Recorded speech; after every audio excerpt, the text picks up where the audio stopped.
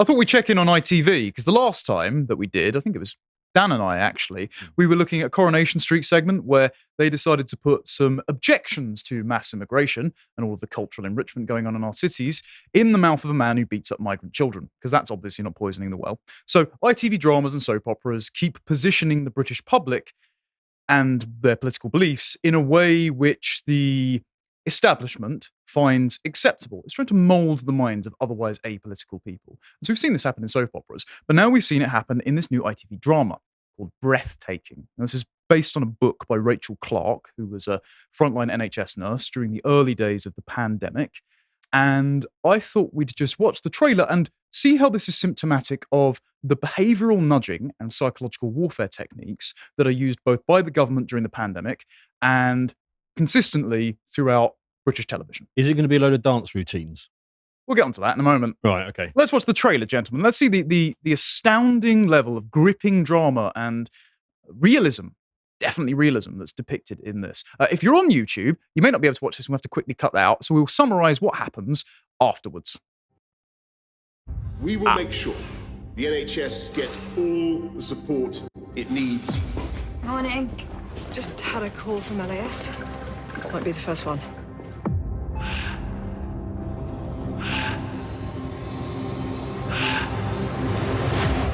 I'm not going to make it home this weekend, sorry. It's madness. There's currently no PPE at all. They were overwhelmed. The virus is always going to be ahead. Trust the guidelines. This is insane. Irving, where's the defense? Where's the gas trolley? The public can be assured that we have a clear plan. There's no plan. Members of our team are wearing bin bags and going home wondering if they're going to die in the night. Don't go there. We're already there. You know this thing is spreading. They just keep coming, but no one is giving up. Prepare for the worst, but hope for the best. Breathtaking starts the 19th of February on ITV.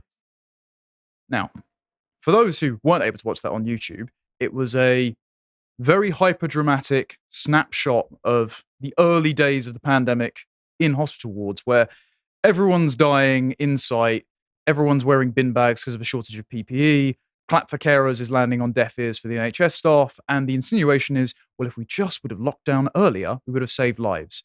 And the tagline was, the story you've never been told. Gents, does it feel like we haven't had this messaging quite just yet? Well, they're making a TV program about a psyop that nobody believes anymore. I'm just surprised I mean, this production must have taken a couple of hundred people to put together, and they found a couple of hundred people who still believe in the mid-2000s narratives. Do they quite believe it, or do they want their audience to believe it? Well, possibly. Convenient political reason. The reason I say this, so I've watched 2 episodes of this, so it's debuting across, so today is what's the date today? Oh, it's a Tuesday. It's the 20th, I think. Yeah. So it's Monday, Tuesday, Wednesday in February. Last night had the first episode. Tonight has the second episode. Tomorrow is the third episode by the time this goes out. All of them are available on ITVX, and I've watched the first 2 episodes. And do you know what? I ran out of time, but I'm glad I didn't watch the third episode, because one thing is, it's chronically boring. But the framing is fascinating, because it opens in the first episode with footage of Suella and Rees-Mogg and Matt Hancock and that going into number 10, being bombarded by the likes of Kay Burley from Sky News, who also broke lockdown rules but didn't face any repercussions, by the way, saying, why aren't you locking down? Do you have a plan? Etc. It's flavoured with the insinuation that the government either willfully or drastically mishandled the pandemic by not locking down earlier, not giving them face masks, which we now know, thanks to the Lancet and John Hopkins and the like, didn't stop transmission of airborne particulates, why they didn't enact all of these authoritarian measures just sooner, and the whole pandemic would have been over. They've also got a lot of intersectional framing in this. So the first conversation in the series, in the first couple of minutes, is between 2 nurses complaining about the size of the masks, because they say that the PPE is made for wider jaws, life-saving for men, basically. It's an actual quote from the first few minutes. And the other doctor that was in that trailer, the one that was saying, we have staff wearing bin bags, is at that time berating on the hospital higher-ups for the COVID patients being discharged into nursing homes. Nothing about Midazolam in there, but we'll move on, I suppose. He says, do you know who's dying down there? Certainly not the white people up here. No, it was fat people. Fat old people. COVID's racist, Dan, didn't you know? Yeah, so they're layering this hyper-reality narrative on top of what we've already experienced. and trying to gaslight you into thinking that if you just would have been under house arrest for an even longer duration of time, like Susan Michie, the lifelong member of Communist Party, as head of SAGE, said, quote, forever. She said she wanted face masks and social distancing to remain, quote, forever. If we just would have done that, everything would have been okay. But all right. Also keeps mentioning Italy in the first episode. We'll return to that later. So there was a first. I mean, everything in there has been comprehensively debunked at this point. Yeah, quite right. Now, the reason I wanted to just have a look at this little scene bit that they put out is to look at the framing. Nora Dodsworth talks a lot about this in her book, which we'll come on to in a moment. But the attempt to prime you to be tense, on edge, and receptive to the fact that there's an existential threat being perceived. Just look at the editing and the music and how they do this scene in the first episode.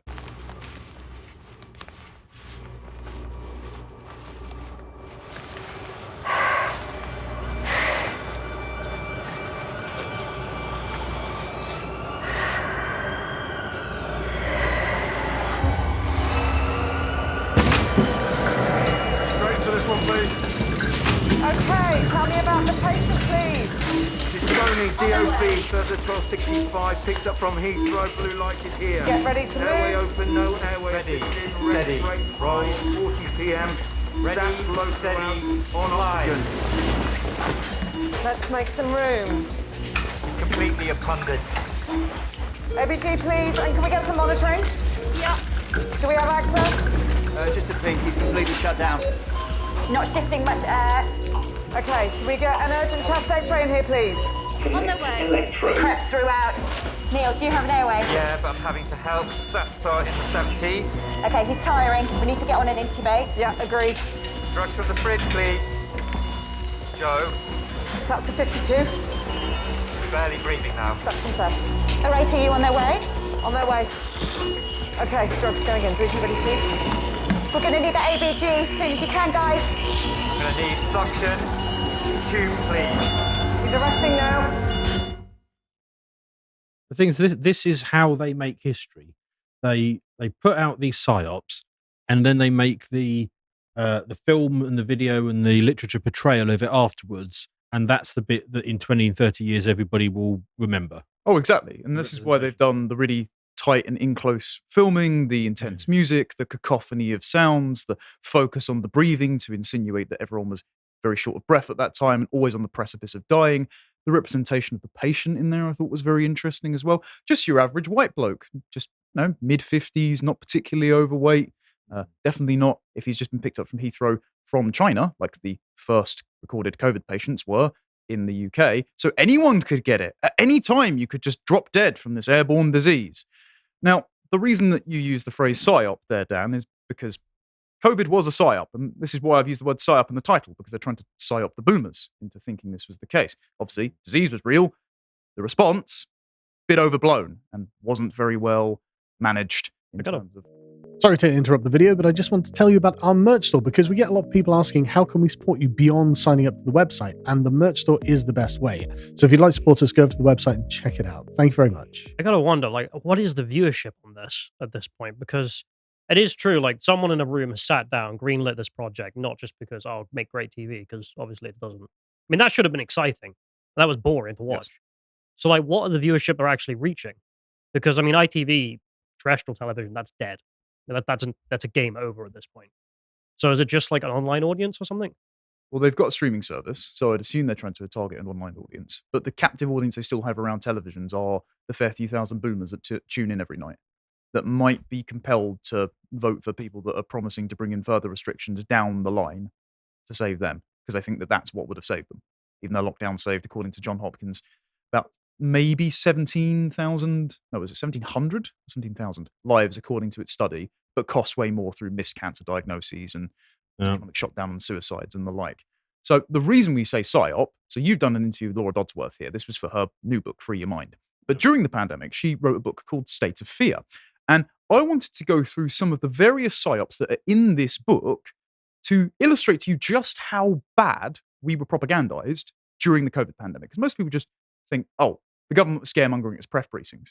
No. They had multiple psychological warfare operations going on from within the cabinet, from within behavioral nudge units. The depths of this stuff is absurd. Yeah, it was a military grade PSYOP, and I'm not being hyperbolic. It was literally a military-grade psyop. Yeah, they involved the 77th Brigade. I'll give those a mention shortly. So most of the newspapers at the time were getting their advertising money from the government directly from COVID. So there was a 48% decline in traditional advertising spend in the lockdown period between the 23rd of March to the 30th of June. So this was the first lockdown in 2020. Public Health England became the UK's largest advertiser and the government the sixth biggest advertiser during this time. Rishi Sunak announced in April 2020, the UK would spend 35 million for the All In, All Together campaign in national and regional newspapers. The campaign reported that the Cabinet Office figures that the government revealed that the government was investing £184 million on communications related to COVID-19 in just 2020. Now, this was in the middle of the pandemic that she wrote this, so we don't even know what the final sum was. So that's staggering. The government are literally buying newspapers to be the mouthpiece of their propaganda. Do we think that shaped the coverage of the virus during that time? Because I would think they wouldn't want to bite the hand that feeds them, but there we go. They mentioned Italy in the first episode of this series. Do we remember the Italian coffin footage where all the people were from that ferry 4 years previous? Yeah, quite curious. So Sky News reported on the 19th of March 2020 that army vehicles were being brought in to transport dead bodies in Italy. This would obviously make you think that the army trucks were needed because the bodies were so numerous. But according to the Italian Funeral Industry Federation, 70% of undertakers had to stop work to quarantine. So the army was drafted in for a one-off transport of 60 coffins. But they ran that footage round the clock. So it's because of the policies, the undertakers weren't allowed to carry it out. Therefore, the optics were the army needs to step in, and the optics were used to justify further lockdowns on the premise that there were so many bodies that we needed to contain the measures in each of the countries. I like the way that Brett Weinstein labels the pandemic. He says that no virus was actually necessary in order to get the response that we saw. Now, he thinks there was a virus. I know that some people dispute that. I think there probably was a new virus of some kind. But he just makes the point it wasn't actually necessary to get what we got. Well, this is why multiple people, including Speaker Lindsay Hoyle and Munira Mirza, not Munira Mirza, she was Boris Johnson's advisor, the other one that has two M's that works with the UN and the World Economic Forum, have said they wanted to repurpose the lockdown policies for climate change. So did one of the co-founders of Extinction Rebellion I debated at Durham University in 2020. They're honest about this stuff. It's all about clap for carers. That was in the footage, right? Remember, Thursday afternoons, Doris would stand on her doorstep banging her pots and pans together in support for the NHS. That was an organic movement, right? Well, turns out not. So Laura decided to interview the founder of Clap for Carers, who was Anne-Marie Plass. And on social media, she had already come across rumours that the campaign was secretly powered by the government. So she asked Plass about this, and she denied the rumours. But Laura felt unable to pitch her article because she had said to a friend who worked at Number 10 about the thing before she launched it. So Anne-Marie Plass, who launched Clap for Carers, had a friend within Number 10.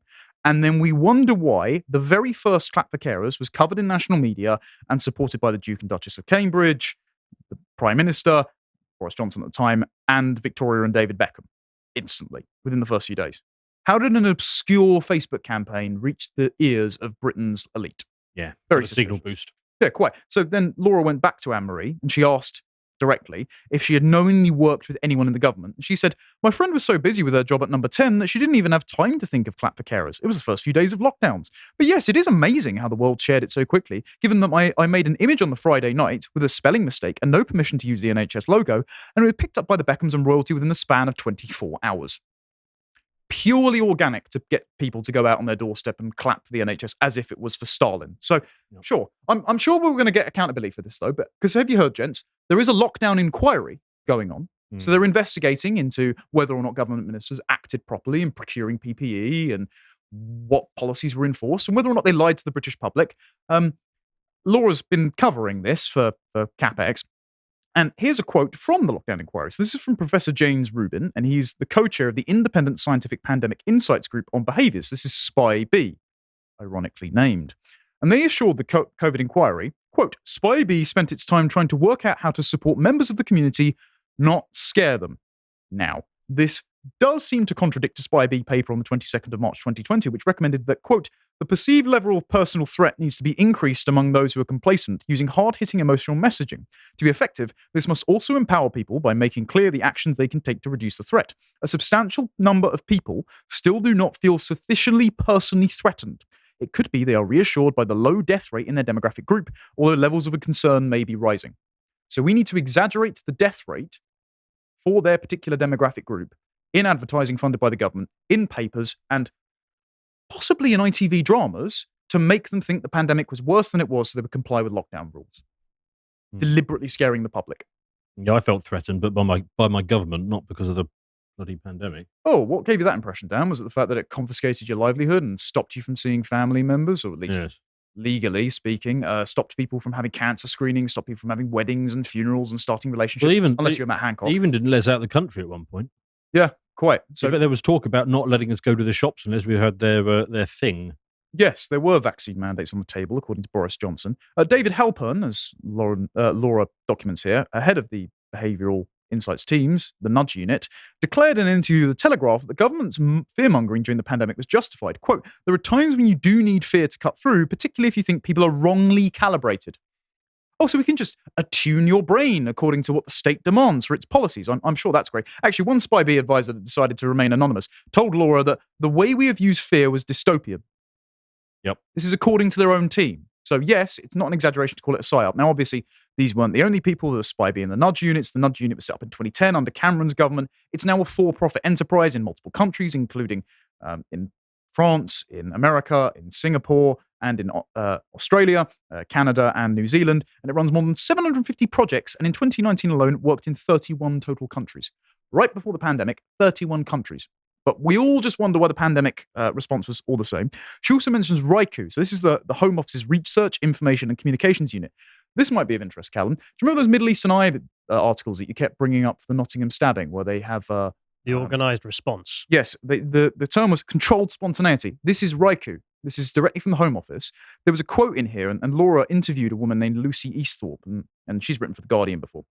And she said that the I heart messages that happened after the London Bridge attack and the like were, quote, carefully planned in advance. And then she said, after the Manchester Arena bombing, she had a change of heart about the level of guided response.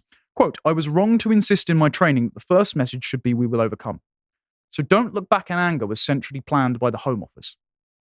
They literally told you, as parents grieving their dead children, you can't be mad about it. It was evil what they did to those families. Yeah, and the same people managed our pandemic response. Yep. Just to let you know. Also, you said military psyop. The 77th Brigade is the Army's cyber warfare and online division. So they create hashtags and then use bots to amplify those hashtags. And these were the people that were spying on, per Big Brother Watch's findings, Julie Hartley-Brewer and Peter Hitchens and other lockdown critics during this. It just so happens as well that Tobias Ellwood, who's an MP who keeps telling the Tories that they can't push to the right and wants troops on the ground in Israel and Ukraine, is also a reservist for this. Oh, and Caroline Dynage's husband was the former head of this. Caroline Dynage being the one that I remember sent out those letters to Rumble, GB News and TikTok and the like saying we should deplatform Russell Brand. She still needs to be sacked for that. Oh, I agree, but she won't be. And of course, Callum covered at the time how Vaccines Minister Nadim Zahawi had founded and turns out was still receiving money from selling the shares in YouGov.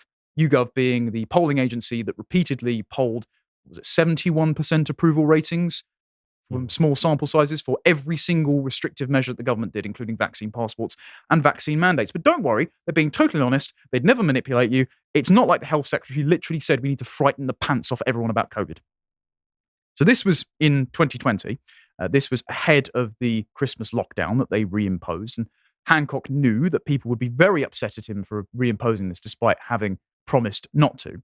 And in a conversation between Matt Hancock and Poole, who was, I believe, in part of the government's, Damon Poole, it was the Department of Health Special Media Advisor, he's, on December the 13th, he said, we need to deploy the new variant, and he said, we need to frighten the pants off everyone with the new strain in order to get them to comply with lockdown. Yeah. Right. So talking about how to announce the new strain in a tactical way to get you sufficiently scared enough, as Spy B said, to comply with lockdown. They're deliberately propagandizing you. Okay, so we've established all that. What was the COVID wards with the nurses actually like? Yeah. As you've already prefaced, Dan, we're going to play this with muting. For lots of them, it didn't look that lethal. I mean, this is the thing. I mean, the whole COVID thing smelt to me from the beginning because I could detect the tendrils of government and psyop going in there right from the beginning. But when this stuff started coming out, I thought, okay, everybody's now going to see through it. And I was just bewildered to find that friends, family, and relatives were like, oh, yeah, there's definitely a pandemic. It's like, look at the bloody dancing nurses. I mean, is that not a clue? But no, they still didn't get it. This isn't just one NHS ward. This was all over the world. Oh yeah, And- there's hundreds of these videos. I've never seen these videos before. So you found one I've never Oh, seen. there's tons of compilations. Oh, I mean, loads. the excuse was, of course, they were locked in the hospitals for that long, so they had to, between tending to patients, do these impromptu dances that certainly weren't ridiculous, insensitive, and well planned. Point being, I was locked in my home for 2 years straight because the NHS was so overburdened that they could do nothing but care for dying COVID patients of all ages, apparently. No particular demographics or lifestyle characteristics that could have predicted you being at risk for COVID. No. These people, these are our heroes. Definitely worth destroying the economy for. Now, of course, as I said, these were in multiple different countries, but it couldn't be our NHS nurses. Oh dear. They wouldn't do anything this embarrassing, would they? This is definitely going in the ITV drama to scare the pants off the people, I'm sure. I mean, this is just a joke. And it's a really sick joke because, again, we are propagandized to accept it. They take our money to propagandize us, and then they lock us in our homes for the privilege. So why now? I mean, that's a good question. Did you remember this post office drama that came out fairly recently? So for anyone I don't watch TV. Totally valid. I haven't seen it, but for anyone that was in the UK, this was the current thing for like 2 weeks. Right. And this was the Horizon post office scandal where Fujitsu had I'm going to give a really condensed version, an IT software that kept knocking numbers off of the accounts that were for different post offices. And so it looked like the post office was missing money and the books weren't balancing up. So postmasters who ran their own post office branches were encouraged to take money out of their own pocket to prop it up. So they were accused of fraud. They were accused of taking the money. Fujitsu wouldn't admit fault. Multiple people went to prison over this. Some people committed suicide over this. And then years later, it turns out Fujitsu knew all along. Now, because of this drama of Mr. Bates in the post office that came out in ITV, and this is Toby Jones, who was the star of it, and he said he's immensely proud of the impact the drama had. Because of this, there was enough pressure on the government to finally put through a compensation scheme for the postmasters. Now, that would be good, except it's not come through Fujitsu, it's come from the taxpayer. So they haven't yet made the company that should be criminally responsible for all these people's wrongful sentencing and death pay up. Instead, we're paying for it. Point being, ITV's dramas do actually affect political change. And the reason I say this is because at the moment, there's another Coronation Street storyline going along about assisted dying. Now, this is a fella who's got motor neuron disease and his husband is a gay, married Anglican priest. And they genuinely make him swear on the Bible that he will help kill his husband when he needs assisted dying when the time comes. Jeez. So that is the level of subversion. They're parasitizing your own moral framework to guilt trip you into supporting a political position which is coming down the pike. Because if you notice the date on this article, date is Tuesday, the 9th of January, 2024. The same day that this happens, Dame Esther Ranson comes out and announces that she's got an assisted dying petition that's tied to her name. So Dame Esther Ranson was a BBC presenter who helped set up Childline, so she's quite famous. She's currently got terminal lung cancer, and because of her saying she's joining Dignitas, now lots of people are pushing for assisted dying, including Keir Starmer saying he'll support it when he's next Prime Minister. So all of these interesting things are coinciding. So you're saying is the assisted dying is now getting the push the way that COVID did. Oh, actually, in the middle, after the COVID stopped getting the push, we then had Eat the Bugs that got pushed. Did. And now it's assisted dying is getting. Yeah, and I would suggest that Coronation Street is definitely doing something like this because, as we've seen with the various segments before, that they all harmonized around COP26 to push climate change. They pushed the climate change. They pushed the immigration stuff. And there's an extract from Peter Hitchens' Abolition of Britain here that I want to read because it's been going on for multiple years. Quote, "It is clear to anyone with eyes in their head that Deirdre Rachid is innocent and should be free." And this was a spokesman for Tony Blair in 1998. "The whole nation is concerned about Deirdre Rachid." This was William Hague, leader of the opposition in 1998. "Deirdre Rachid did not exist. She's a fictional character in television soap Coronation Street, who'd been sent to a fictional prison by a fictional court for a fictional crime. Everybody, including the Prime Minister and leader of the opposition, knew this, and yet they also knew that millions of people cared rather more fiercely about this figment of their imagination than they did about the real world. Both of them would have felt it was unwise to boycott the strange international festival of protest against Deirdre's harsh sentence. They were only following the example of the most popular newspapers, which for years had treated the major soap opera series as if it was real, sometimes confusing their television stars' identities with their actual ones. Tony Blair even asked Home Secretary Jack Straw to investigate the case at the time." So they're standing up at Dispatch Box and talking about ITV soaps and dramas, and then now modern politicians are responding to the pressure created by ITV soaps and dramas and enacting policy based off of that. These things have powerful influences over the way people think. So of course they're going to use this assisted dying storyline in Coronation Street to start to influence people. This has now amassed, and this is quite significant. This has now amassed over 100,000 signatures, and Esther Ranson has created a template letter for you to write to your MP to create a free vote in Parliament. Now, free vote means that members of the party can't be whipped, so each individual parliamentarian has to vote based on their own conscience. So that means that this could just be pushed in by majority rule, no matter whether or not the parties actually agree with it. So this is a consciousness-raising exercise through soap operas to then enact policies that actually results in basically the deaths of people. Not very encouraging, is it? This is possibly my final think piece on why this COVID drama has happened. Are you aware of the WHO's Pandemic Preparedness Treaty by any chance? Unfortunately. Do you know when that gets ratified? No, I don't actually. May 2024. Oh. Yeah. Oh dear. So in about 2 odd months' time, even though we voted against the appointment of Dr. Tedros, none of our MPs have had a say in this. Only random, unnamed Whitehall mandarins have contributed to the hundreds of amendments that will be legally binding and allows Dr. Tedros to unilaterally declare lockdowns or just tell the whole world to lock down for any reason, up until including climate change, which he's already declared his intent to do so because he said it's a health emergency. These will be coming into effect in 2 months. So isn't it convenient that an ITV drama saying just how bad COVID actually was, we promise, drops about 2 months ahead of this to make the public pliable to complying with these regulations? I mean, we definitely reached the stage where they're not even pretending there's a democracy anymore. They're just ruling by elites. Yeah, they're using psychological warfare techniques to manufacture consent so that you vote the way that they want for the policies that they already want. So just be very aware. 1, don't watch this in the first place. But 2, if your boomer parents are watching this, just give them a little nudge back and tell them exactly what's happening to them. If you appreciated that episode from the podcast of the Lotus Eaters, you can go to lotuseaters.com to get access to all the premium content that's on the site, such as the Brokenomics series, this episode on the Putin interview. If you'd like to find out what else is being put out, you can follow on Twitter at lotuseaters_com on Twitter. Thank you and goodbye.